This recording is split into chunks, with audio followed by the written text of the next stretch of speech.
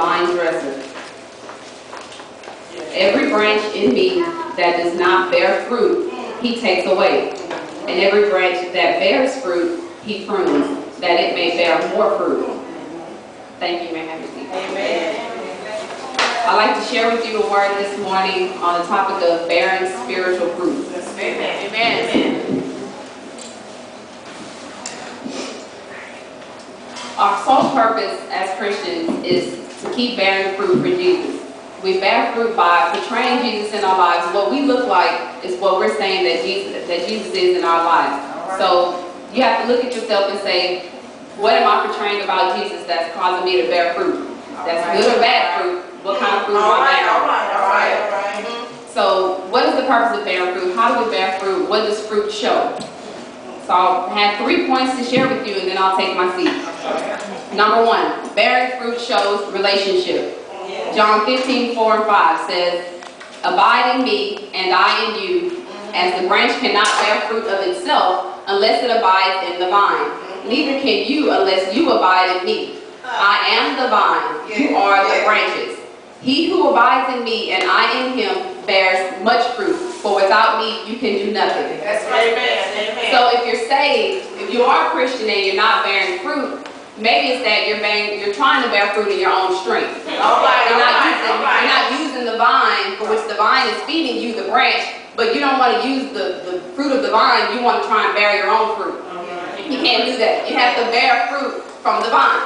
You have to abide in Jesus, who is the vine, and if you're the branch, you have to feed from the vine. So maybe you feed from the vine when you want to or when you think you need to. All right. You can't just feed from the vine when you think it's adequate for you. You have to feed from the vine in every aspect of your life. Let me give you a personal example. When I was trying to prepare for what I was going to speak about today, I started thinking of all great topics. I was like, oh, that's a good topic, that's a good topic. And all I had was topics. For about 5 to 10 minutes, all I had was a page full of topics. And then I was like, wait a minute. I started off wrong, right? What was the first thing I should have done? Pray. Ask for guidance. What does God want me to share with His people? I had it all wrong. So instead of me feeding from the vine first to get what I needed to bear fruit, I wanted to bear my own type of fruit. So this is something that's for me this morning. So, and then we can't progress to higher levels in our relationship with Christ until we build that relationship, until we abide in Him and He in us. We have to build a relationship so that we can bear the fruit. We have to know Him. We have to be so close to the Lord that we're solely dependent on Him. We have to be so dependent on Him that every other relationship is independent of Him. Right? Totally dependent that everything else is independent on Christ. Right, that's right.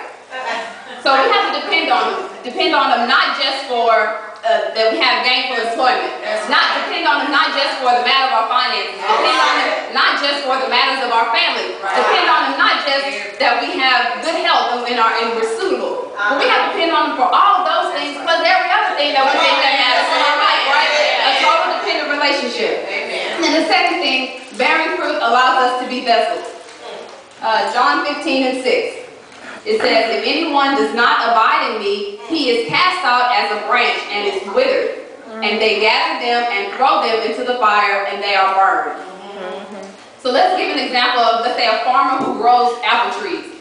If you're a farmer and you're trying to grow apple trees and you have this big beautiful tree that's bearing apples, but you have these couple of branches that they're rotten, they're just not bearing fruit, then what is that farmer going to do? He's going to cut that branch off. Because what's happening with that branch? It's not only is the branch not bearing fruit, but what else is it doing? It's taking all of the juice, all of the soil, everything that the tree needs, it's taking it all away. So he's going to cut that off and throw it into the fire. But guess what? Is your branch rotten today? Are you that rotten? Does God have to cut you off from the vine because you're not bearing any fruit, or you're trying to bear your own fruit? You got to give it to Jesus. But guess what? If you abide in Him and He in you, let's read verse 8. Verse 8 says, by this my Father is glorified, that you bear much fruit, so you will be disciples. So if you bear fruit, God can use you as a disciple. He can trust you with the flock. Now, He may not want you to preach to the flock, but He may want you to sing to the flock. He may not want you to sing to the flock, maybe He wants you to dance to the flock. He may not need you to dance to the flock, maybe He wants you to pray over the flock. He may not need you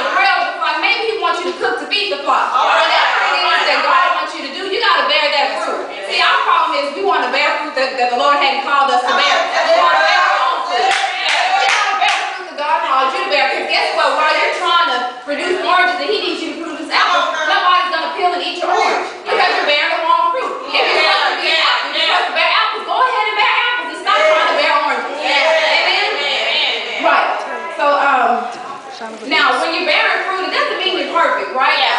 You're not perfect because God asked you to bear fruit. We were born in sin, and while we were yet sinners, Jesus did what He said.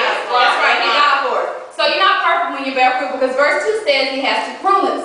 So that pruning means while you're bearing your apples, you probably put out an orange or two because you're struggling with some sin, but those are just little limbs on those branches. That's just little limbs that God just takes and plucks those branches off, follows that down, and those limbs He throws them in the sea of forgiveness, and you go on bearing apples, right? Because you're not perfect. And then my third point is bearing fruit honors God and receives favor. John 15, John 15, 7 and 16. 7, if you abide in me and my words abide in you, you will ask what you desire and it shall be done for you. 16, you did not choose me, but I chose you and appointed you that you should go and bear fruit, and that your fruit should remain, that whatever you ask the Father in my name, He may give you.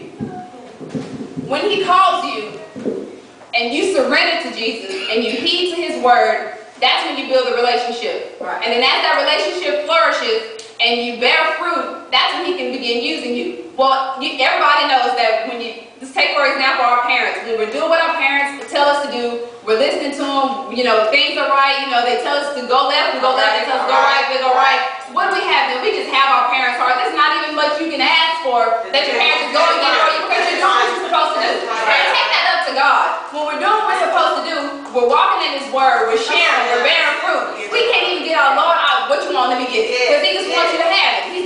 He's ready to shower you with gifts. He's ready to give you the desires of your heart because you're bearing fruit. You're in His word. You're doing what He asked you to do.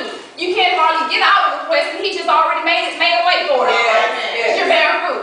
So you have to stay faithful in that leadership so that you can get those desires of your heart, that whatever you may ask, He gives. That's what His word says.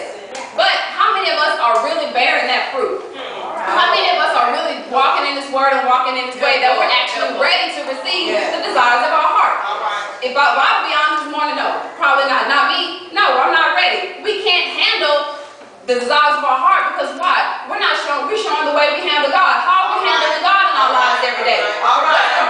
What's the fruit that we're really bearing every day? Can you really be ready to receive all of those desires of your heart?